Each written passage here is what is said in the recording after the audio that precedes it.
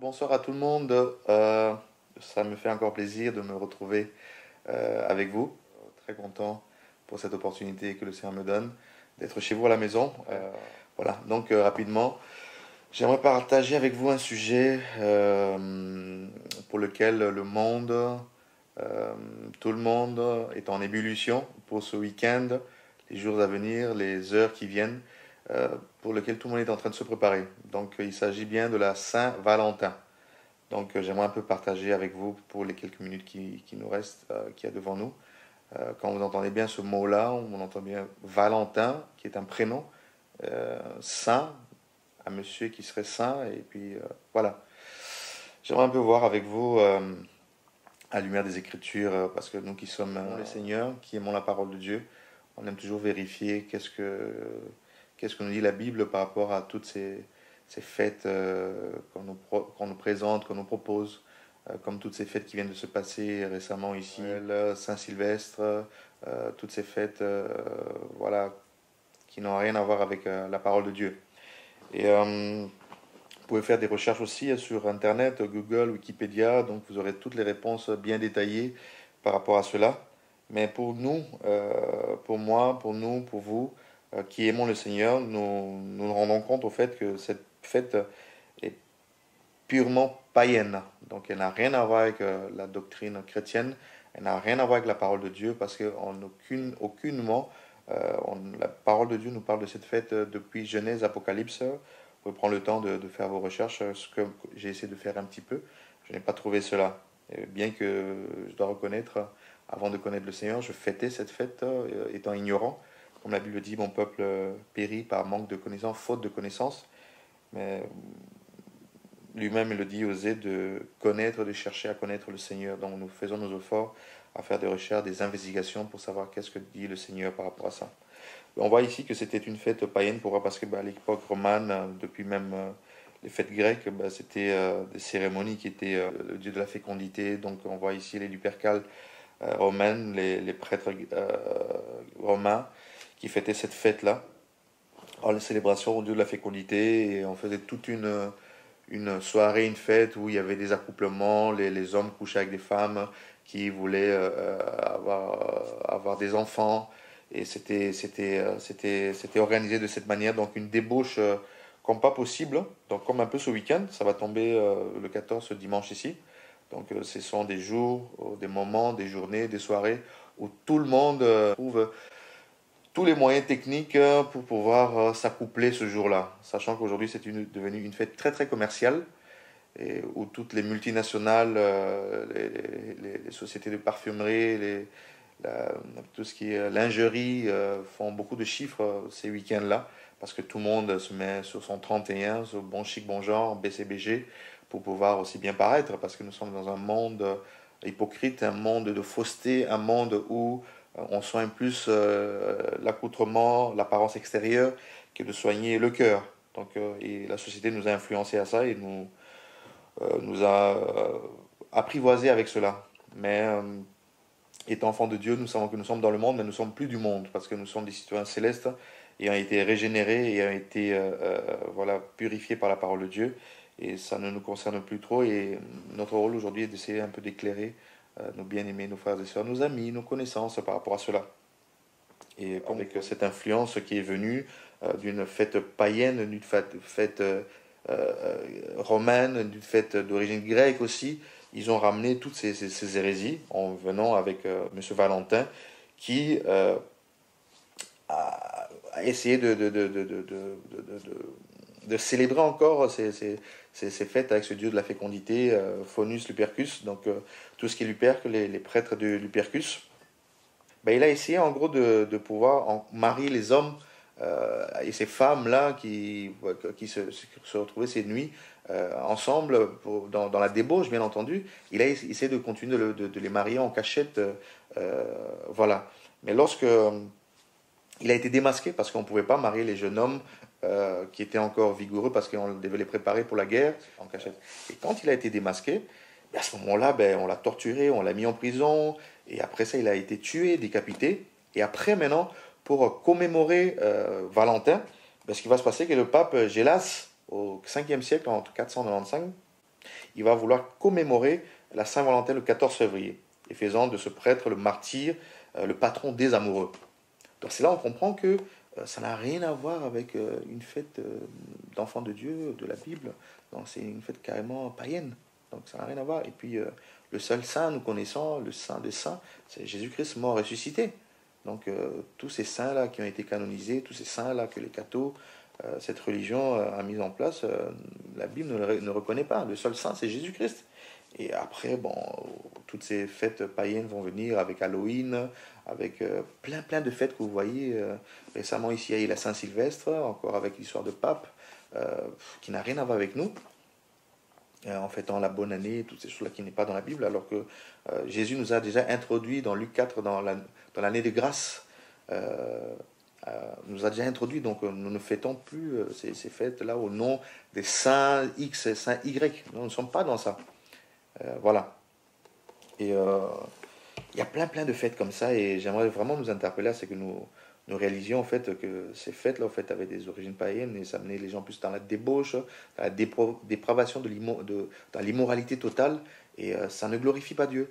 Alors si tu es chrétien, si tu es chrétienne, et que tu es encore dans ces pratiques-là, sache que c'est une abomination. Donc tu dois vraiment te repentir. Et jusque-là, si tu ne savais pas, tu n'es pas... Dieu ne t'en tient pas rigueur. Mais comme Dieu veut te sauver, Dieu veut t'éclairer comme il m'a éclairé, parce que je ne le savais pas, je le fêtais aussi.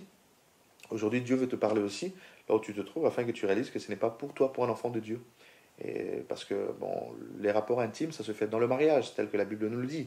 Donc tant qu'on n'est pas marié, ben, il n'y a pas de rapport intime. Pourquoi? Parce que c'est quelque chose que Dieu a institué ainsi, et il faut se préserver. Parce que Dieu est saint, on ne peut pas prier Dieu, on ne peut pas adorer un Dieu saint, et en parallèle aussi se comporter comme Dieu ne demande pas. Voilà, et si je vais prendre un passage pour pouvoir rapidement échanger par rapport à ça, la Bible va dire, Paul va dire aux Galates, dans Galates chapitre 4, à partir du verset 8, il dit ceci: « Autrefois, ne connaissant pas Dieu, vous serviez des dieux qui ne sont pas de leur nature. Mais à présent que vous avez connu Dieu, ou plutôt que vous avez été connus de Dieu, comment retournerez-vous à ces faibles et pauvres principes élémentaires auxquels vous voulez vous asservir encore? Vous observez les jours, les mois, les temps et les années. » Donc, lorsqu'on ne connaissait pas Dieu, c'est vrai, on était ignorant, on périssait faute de connaissances. Mais lorsqu'on a été régénéré par l'Esprit de Dieu, parce que ce n'est pas nous qui avons choisi Dieu, c'est lui qui nous a choisis. Parce que le Seigneur dit que nul ne peut venir à moi s'il n'a été appelé par le Père. Donc le Père nous connaissait, nous avait choisis. Donc on a été connus de Dieu. Et il nous a appelés à lui. Mais depuis ce jour-là, on doit sortir des traditions humaines, païennes. Parce que nous sommes dans le monde, c'est vrai, mais notre esprit ne fait plus partie de ce monde. Notre fonctionnement, notre façon de penser ne fait plus partie de ce monde. Donc on est des aigles. Donc on ne doit pas rester au niveau des canards. Voilà. Nous sommes des aigles dans le Seigneur. Donc on vole haut. On ne vit plus comme ces traditions des hommes élémentaires de ce monde. Voilà. Et pourquoi? Parce que nous sommes bâtis, nous sommes bâtis sur le fondement des apôtres et des prophètes. Et le même Paul va le dire dans le livre des Éphésiens, chapitre 2, ici. Éphésiens chapitre 2, verset 20. Il dit: « Vous avez été édifiés sur le fondement des apôtres et des prophètes, Jésus-Christ lui-même étant la pierre angulaire. En lui, tout l'édifice bien coordonné s'élève pour être un temple saint dans le Seigneur. En lui, vous êtes aussi édifiés pour être une habitation de Dieu en esprit. » Donc quand on est chrétien, on est comme Christ. On n'est pas comme Saint Valentin, Saint Sylvestre, tous ces saints. On est comme Christ. Parce que c'est pour ça qu'on se dit chrétien. Et si on est comme Christ, Christ est la parole de Dieu. Selon Apocalypse là-bas, la Bible dit que son nom est la parole de Dieu. Parce qu'au commencement était la parole était avec Dieu, la parole était Dieu. Et toute chose a été faite par elle. Et si nous sommes chrétiens, nous devons suivre la parole. Et si nous avons été édifiés, bâtis par l'enseignement des prophètes et des apôtres, on doit suivre ce que les apôtres nous ont prêché comme parole, par l'enseignement qu'ils ont reçu du Maître Jésus-Christ de Nazareth, mort et ressuscité. Et le même Paul va dire encore, sachant prophétiquement que d'autres doctrines étrangères allaient venir comme il a essayé d'interpeller les Galates en lui disant, mais qui vous a séduit, qui vous a fasciné, non pas qu'il y ait un autre évangile, mais que d'autres viennent pour vous altérer l'évangile de Christ. Parce que beaucoup viendraient, Paul le savait, après cela, pour amener des hérésies dans le corps du Christ. Et Paul a voulu les prévenir par rapport à cela, afin qu'ils ne tombent pas dans la séduction de toutes ces doctrines étrangères qui allaient venir pour altérer l'évangile de Christ. Et Paul va dire, aux Corinthiens également, dans 1 Corinthiens chapitre 3, il va dire, dans le verset 10, « Selon la grâce de Dieu qui m'a été donnée, j'ai posé le fondement comme un sage architecte, et un autre bâtit dessus. Mais que chacun prenne garde à la manière dont il bâtit dessus. Car personne ne peut poser un autre fondement que celui qui a été posé, savoir Jésus-Christ. » Il a posé le fondement comme un sage architecte. Et il dit ici, mais que chacun de nous doit prendre garde à la manière dont nous allons bâtir dessus. Il prévenait toutes ces personnes, aussi bien les Constantins et aussi bien toutes ces autres religions qui sont venues après, parce que la chrétienté, ce n'est pas une religion. Donc Dieu a voulu seulement restaurer la relation que l'homme avait perdue avec lui en venant dans ce monde, en donnant sa vie à la croix, pour restaurer l'autel, pour faire de nous le temple, son temple, sa maison, son habitation. Et personne ne peut poser un autre fondement, à savoir ce qui a été posé, Jésus-Christ. Jésus-Christ est l'évangile par excellence, l'évangile de la croix. Voilà pourquoi notre évangile doit être christocentrique, basé sur Christ. De Genèse à Apocalypse, Christ est partout, avec plein de facettes différentes, avec plusieurs manières différentes d'être présenté, mais Christ a toujours été du début à la fin. Les prophètes d'avant la grâce ont fait des recherches, l'objet des investigations, des recherches et toutes ces choses-là, mais cela ne leur a été pas accordé, cela a été accordé à nous. Nous avons eu cette grâce de le connaître aujourd'hui. Alors, notre vie ne doit pas être bafouée par de doctrines étrangères, mais par Jésus-Christ lui-même. Sinon, on va devoir rendre des comptes. Vous savez, Christ a donné sa vie, qui est, comment je peux dire, incalculable, ça n'a pas de valeur, ça n'a pas de prix, c'est hors prix.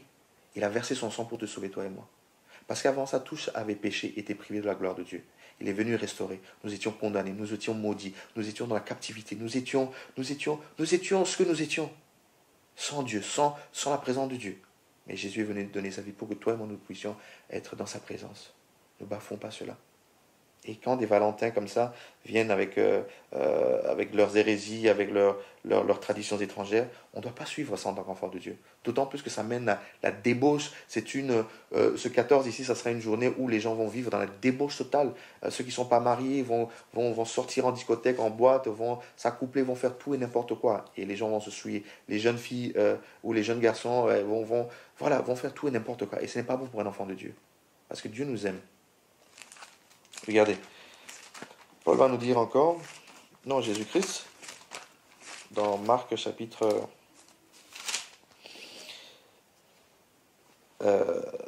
7, il va dire, verset 6, Jésus leur répondit, hypocrite, Ésaïe a bien prophétisé sur vous, ainsi qu'il est écrit, ce peuple m'honore des lèvres, mais son cœur est éloigné de moi.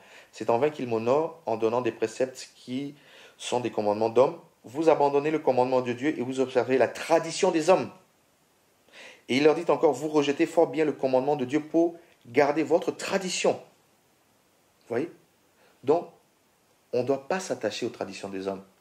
Et nous ne devenons pas des chrétiens comme Ésaïe avait prophétisé dans Ésaïe 29, pour que Jésus-Christ rappelle cette parole encore, pour que cette parole soit rappelée encore ici. Que nous nous attachons plus aux traditions des hommes, aux coutumes étrangères, aux coutumes des hommes, alors que Dieu ne veut pas ça de nous. Vous voyez? On doit sortir de ces traditions.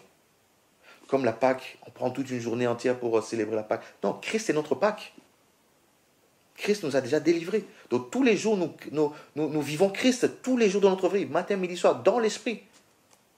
Parce que lorsque nous l'avons accepté, il nous a ressuscités, nous sommes assis avec lui dans les lieux célestes. Comme par exemple, pour moi, dans mon cas, le 14 février, c'est la date d'anniversaire, entre guillemets, de mon épouse. Donc ça veut dire, comme à l'époque, lorsque je ne connaissais pas Dieu, ben c'était la cacophonie. Donc il fallait faire des cascades, parfois il n'y avait pas d'argent, parfois il fallait aller prendre des crédits, parfois il fallait prendre la carte bleue, Visa, Mastercard, aller faire des achats impossibles alors que je n'avais pas d'argent, j'avais rien, mais je faisais des cascades, parfois il fallait aller faire des magouilles, coopérer pour avoir de l'argent, pour faire plaisir, pour faire ci, parce que c'était la Saint-Valentin, en même temps c'était l'anniversaire. Comme ce dimanche c'est son anniversaire, selon le monde. Mais moi, je ne vois pas dans la Bible où Christ, les apôtres, les prophètes ont célébré même l'anniversaire. Les 2 fois où nous voyons l'anniversaire dans la Bible, c'est dans Genèse chapitre 40 et dans Marc chapitre 6. Et les deux fois où il y a eu des anniversaires, il y a eu des sacrifices. Genèse 40, verset 20. Le 3e jour, jour de la naissance de Pharaon, il fit un festin à tous ses serviteurs. Il éleva la tête du chef des échansons et la tête des chefs des panetiers au milieu de ses serviteurs. Il rétablit le chef des échansons à sa charge des chansons pour qu'il mette la coupe dans la main du Pharaon. Mais il fit pendre le chef des panetiers selon l'explication que Joseph leur avait donnée. Et le chef des échansons ne pensant plus à Joseph. Donc, ici, lorsqu'il y a eu un anniversaire, Pharaon a fait décapiter la tête d'un de ses gars. Sacrifice. Et dans Marc ici, on voit, Marc chapitre 6, verset 21, cependant, un jour propice arriva lorsque Hérode, à l'anniversaire de sa naissance, donna un festin assez grand aux chefs militaires, aux principaux de la Galilée. La fille Hérodias entra dans la salle, elle dansa, et plut à Hérode et ses convives. Le roi dit à la jeune fille, demande-moi tout ce que tu voudras, je te donnerai. Il ajouta avec serment, ce que tu demanderas, je te le donnerai. Serait-ce la moitié de mon royaume? Étant sortie, elle dit à sa mère, que demanderai-je? Et sa mère dit, la tête de Jean-Baptiste. Elle s'empressa de rentrer aussitôt vers le roi et lui fit cette demande, je veux que tu me donnes à l'instant, sur un plat, la tête de Jean-Baptiste. Le fils fut attristé, mais à cause des serments et des convives, il ne voulut pas refuser. Il envoya sur le champ une garde avec l'ordre d'apporter la tête de Jean-Baptiste. Le garde alla décapiter Jean dans la prison. Il apporta la tête sur un plat, il la donna à la jeune fille, et la jeune fille la donna à sa mère. Vous voyez? Les 2 fois seulement où il y a eu des anniversaires dans la Bible, il y a toujours des sacrifices. Jésus a été bébé. Il a grandi chez ses parents. Il a grandi. À 12 ans, la Bible nous dit qu'il était dans le temple, dans la synagogue, où les pharisiens étaient étonnés par la sagesse qu'il avait, l'enseignement. Il expliquait la Torah et toutes ces choses-là. On n'a jamais vu Jésus, de ses parents, fêter l'anniversaire, alors que c'est notre modèle. La Bible dit que tout disciple accompli sera comme son maître. Le maître n'a jamais fait ça. Donc, tous les jours, tu peux faire plaisir à ta femme, tu peux faire plaisir à ton mari, tu peux lui acheter des cadeaux. À tout moment, tu ne dois pas attendre une date spécifique. Tu ne dois pas attendre Saint-Valentin pour honorer ta femme, pour aimer, montrer l'amour, la tendresse que tu as pour ton mari et ta femme. C'est tous les jours l'opportunité. Tu lui dis je t'aime, tu lui dis ma chérie, mon chéri. Donc, tu ne dois pas attendre un jour que les traditions des hommes nous ont donné. Quand on n'aime pas à un moment sous une condition. On aime sans condition. C'est ça l'amour de Christ, l'amour agapao. Et nous aussi, quand nous sommes mariés, parce que c'est dans le mariage qu'on le fait, on aime son mari, on aime sa femme, tout le temps, sans attendre un jour particulier pour aller au restaurant, pour faire des activités avec elle, pour lui acheter ce qui peut lui faire plaisir, en fonction de nos moyens, sans voler, sans escroquer comme on le faisait à l'époque. Vous voyez? Donc, frères et sœurs, j'aimerais vraiment nous interpeller par rapport à ça. Faisons attention, parce que la parole de Dieu est une lampe sur notre chemin, sur notre sentier, elle est comme un miroir. Donc, si nous sommes chrétiens, faisons attention de ne pas tomber dans ce piège-là. Et vous, peut-être qui ne connaissez pas encore le Seigneur, faites attention aussi, parce que derrière ça, ça vous pousse à commettre beaucoup d'immoralité, beaucoup de choses qui ne glorifient pas Dieu. Et ça, ça peut aussi créer aussi beaucoup de conséquences. Regardez ce que la parole de Dieu nous dit encore. 1 Corinthiens chapitre 6, verset 15. La Bible dit, « Ne savez pas vous que vos corps sont des membres de Christ? Prendrais-je donc les membres de Christ pour en faire les membres d'une prostituée? Loin de là. Ne savez pas vous que celui qui s'attache à la prostituée est un seul corps avec elle? Car il est-il dit, les deux deviendront une seule chair. Mais celui qui s'attache au Seigneur est avec lui un seul esprit. Fuyez la débauche, c'est un impératif. Quel autre péché qu'un homme commette, ce péché est hors du corps. Mais celui qui se livre à la débauche pêche contre son propre corps. » Vous voyez ça? Nous sommes les membres de Christ. On ne peut pas prendre le membre de Christ et puis voilà, en faire les membres d'une prostituée. On a couché à tout azimut, comme si on ne connaissait pas Dieu. Non. Chrétiens, ne tombez pas dans ce piège-là. Dieu vous regarde, Dieu est partout. Dieu n'est pas seulement dans les réunions de prière ou dans les cellules de maison, il est partout, il est esprit, n'oubliez pas. Et si vous aimez vraiment Dieu de votre cœur et que vous voulez honorer sa parole, vous allez suivre ses commandements. Elles ne sont pas pénibles. Si vous aimez une personne, vous allez faire ce que cette personne aime. Alors, Mais celui qui s'attache au Seigneur avec lui en un seul esprit, est avec lui en un seul esprit. Fouillez la débauche. Fouillez. Donc vous voyez, Paul donne, c'est un impératif. C'est un impératif. Il demande de fuir. Résister au diable, il faut y a rien de vous. Mais la débauche ici, il faut fuir cela. Il ne faut pas faire le gangster que toi tu es costaud, toi tu es gaillard, toi tu es comme ci, comme ça. Non, on ne joue pas avec, avec ce péché-là. Il faut fuir. Même si on te traite de maillon faible, accepte-le. Mais au moins que tu plaises au Seigneur. C'est le plus important. Alors, verset 19 du chapitre 6 d'un Corinthien. Ne savez pas vous que votre corps est le temple du Saint-Esprit qui est en vous, parce que vous l'avez reçu de Dieu et que vous ne vous appartenez point à vous-même. Donc, depuis que tu as reçu le Seigneur, mort, ressuscité, son esprit, tu ne t'appartiens plus. Ta vie ne dépend plus de toi. Ça appartient au Seigneur.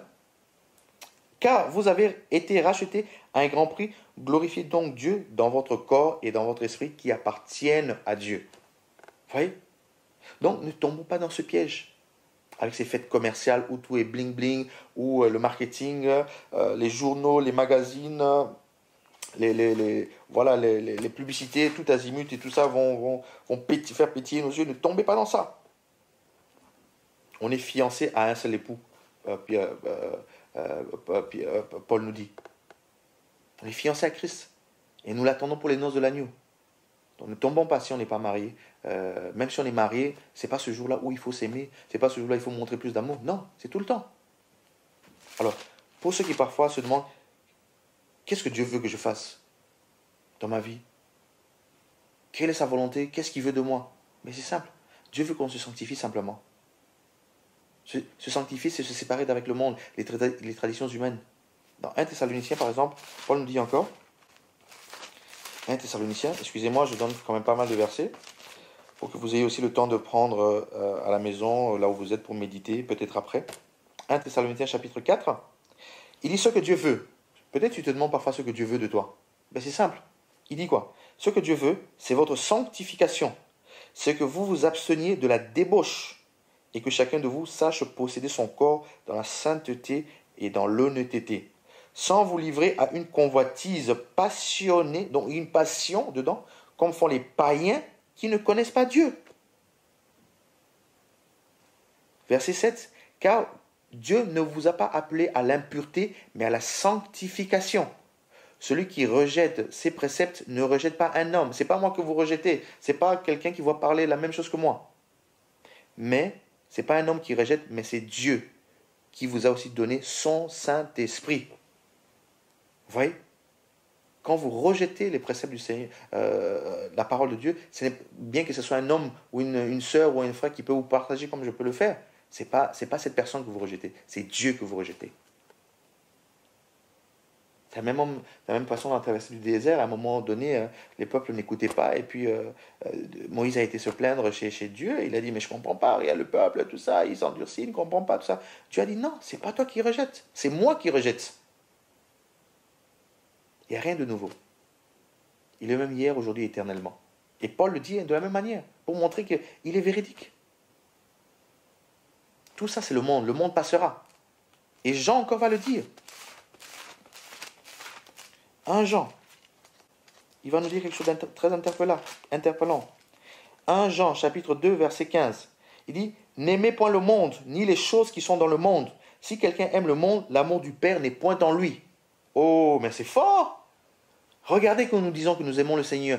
Regardez quand nous disons que oui, je connais Dieu, oui, j'aime Dieu, je suis chrétien, je suis chrétienne.